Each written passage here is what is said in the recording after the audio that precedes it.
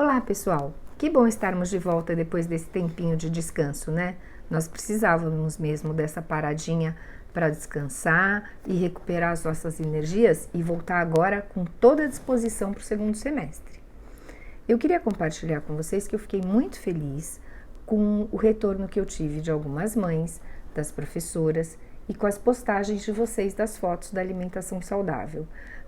Muitas pessoas falaram que as crianças passaram a comer de uma forma mais saudável, aprenderam a aceitar o desafio de experimentar alimentos novos, né? A saladinha que a gente fez na aula, o meu marido nunca tinha comido.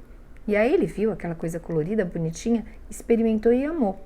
Então é sempre assim que a gente aprende, né? Às vezes a gente acha, ai, que horror. E no fim a gente acaba gostando. E é importante que isso não fique ali para aquela aula, que a gente leve isso para a vida, porque o que a gente come durante a nossa vida toda vai ter consequência quando a gente for mais velho. Isso serve para mim também. Eu também não fico comendo porcaria, porque, né, um dia a conta chega. Então a gente precisa sempre se alimentar de forma saudável, fazer boas escolhas e aceitar o desafio de comer novos alimentos. A aula de hoje é uma revisão de tudo que nós aprendemos. Você vai assistir um resumão em que a gente fala da importância da boa alimentação, das vitaminas, sais minerais, das consequências da má alimentação e das plantas e a nossa saúde, que nós falamos das infusões, que a gente chama de chá, né? E depois que você assistir essa revisão, se você ainda tiver dúvidas, você pode voltar lá nos arquivos do primeiro semestre e assistir os vídeos ou ler os PowerPoints novamente. Quando você tiver craque no assunto, lá no Moodle tem uma atividade do Forms 365 para você responder. Procure responder com muita atenção e prestando atenção e lembrando tudo aquilo que a gente conversou durante as aulas, nas lives e também em casa, porque eu tenho certeza que esse assunto de alimentação saudável rendeu muita conversa em casa, né?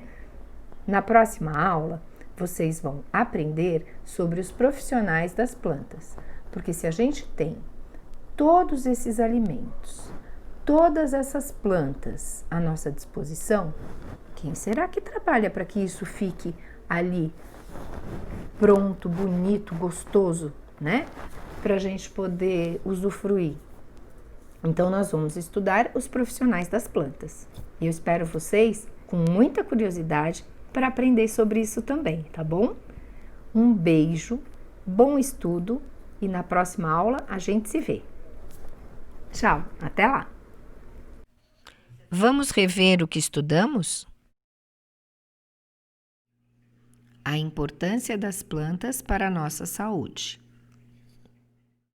Aprendemos que diferentes partes das plantas podem ser utilizadas em nossa alimentação: as raízes, os caules, as folhas, as sementes, os frutos e até mesmo as flores. Os nutrientes que a planta retira do solo passam a fazer parte dela, e quando nos alimentamos de plantas, recebemos esses nutrientes. E por que as frutas e os vegetais são bons para a nossa saúde? As plantas são ricas em vitaminas e sais minerais, e eles são essenciais para a saúde do nosso corpo. Um dos nutrientes presentes nas plantas são as vitaminas. As vitaminas são produzidas no interior dos vegetais. Vamos ver alguns benefícios dos vegetais para a nossa saúde? Ajudar na formação das fezes e da urina, regular as atividades do corpo, ajudar no crescimento dos cabelos e das unhas e prevenir doenças. As cores das plantas e a nossa saúde. Existem diversos tipos de vitaminas, por isso, ter uma alimentação bem colorida pode nos proporcionar uma boa saúde. Você sabia que as cores dos alimentos nos informam o tipo de vitamina que cada um deles possui em maior quantidade? Então, vamos descobrir a relação das cores dos alimentos com a saúde do nosso corpo. alimentos amarelos e laranja. Eles são responsáveis por manter a pele, os cabelos e a visão saudáveis, proteger o coração, fortalecer o corpo e prevenir doenças. São ricos em vitaminas A, C e B3. Alimentos verdes. Os alimentos verdes são ricos em vitaminas A, C e K. E essas vitaminas protegem o nosso coração, os cabelos, a pele, a visão. Também fortalecem os ossos, os dentes e a gengiva. Previnem doenças, promovem o crescimento e deixam o corpo forte. Agora vamos ver os alimentos vermelhos. Eles são ricos em vitamina A. E eles são muito bons para a memória, retardam o envelhecimento do nosso cérebro, ajudam na prevenção de diversos tipos de cânceres e também ajudam o sangue a circular melhor no nosso corpo. Os alimentos marrons possuem as vitaminas B e E também o selênio. Eles são ricos em fibras e as fibras são muito importantes porque elas regulam o nosso intestino, ajudam a controlar o colesterol e a diabetes, previnem cânceres e doenças cardiovasculares e também são muito importantes para a saúde mental e a memória. A quinta cor que nós vamos ver são os alimentos brancos. Esses alimentos são muito importantes para a formação e manutenção dos ossos, ajudam a manter os batimentos do coração regulados e são essenciais para manter os movimentos do corpo ativos. Eles são ricos em vitaminas do complexo B. E, por fim, os alimentos roxos ou azulados. Eles são ricos em vitamina B1 e vitamina C e ajudam na prevenção do envelhecimento e no combate ao câncer. Você percebeu como a variedade de alimentos é importante para a saúde do nosso corpo?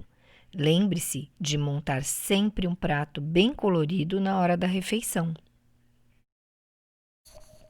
Cuidando da nossa alimentação. Nós já estudamos que cada alimento que ingerimos possui elementos diferentes e que todos eles são necessários para a saúde do nosso corpo. Assim, é essencial ter uma alimentação variada para termos uma vida saudável. Só que, infelizmente, isso nem sempre acontece. E aí, nós temos sérias consequências. Vamos relembrar 3 consequências da alimentação inadequada? A primeira que nós estudamos foi a obesidade infantil. E a obesidade é o acúmulo de gordura no nosso corpo, de uma forma que ela passa a afetar, a fazer mal para a nossa saúde. E quais são as principais causas da obesidade infantil? O sedentarismo, que é a falta de atividade física, o consumo exagerado de alimentos ricos em gordura e açúcar, como os refrigerantes, as frituras, os doces, os biscoitos recheados, os bolos, os fast foods e, por fim, os distúrbios hormonais. Vamos ver agora algumas consequências da obesidade. Redução da autoestima, apneia do sono, que é uma dificuldade para respirar enquanto está dormindo, desvios da coluna, estrias da pele, lesões das articulações, pé chato, problemas cardíacos, problemas respiratórios, risco de desenvolver diabetes e gordura no fígado. E para ter boa saúde e prevenir a obesidade infantil é muito fácil, você já sabe. Ter uma alimentação colorida e variada, praticar atividade física e diminuir o consumo de açúcar, refrigerante e fast food. Agora a dica vai para os pais. São sugestões que podem ajudar a incentivar as crianças a se exercitarem. Procurar atividades que a criança goste, limitar o uso do computador e da televisão em 2 horas por dia e incentivar a família a participar regularmente das atividades ao ar livre. E fazer exercícios tem muitas vantagens. Previne a obesidade infantil, fortalece os ossos e os músculos, ajudam o sono e melhoram o humor. Agora vamos falar da desnutrição. E o que é a desnutrição? É uma doença causada pela falta de ingestão ou absorção de nutrientes. Nós estudamos que mesmo com uma aparência saudável, a pessoa pode estar desnutrida. Hoje, as pessoas sofrem um tipo de desnutrição diferente. Não é pela falta de alimentos, mas é pela má escolha, pela falta de hábitos alimentares saudáveis. A terceira consequência que vimos da má alimentação é a falta de vitaminas. Eu contei para vocês a história dos marinheiros que levavam muito tempo navegando para chegar ao seu destino. E durante esse percurso eles não tinham alimentos frescos, não tinham verduras, legumes, vegetais e se alimentavam basicamente de biscoito e carne seca. E por isso acabavam sofrendo de uma doença chamada escorbuto, causada pela falta de vitamina C. Outro assunto muito interessante foi que nós aprendemos que as plantas curam. Algumas plantas, além de nos alimentar e manter nosso corpo saudável, foram criadas por Deus para curar e prevenir doenças.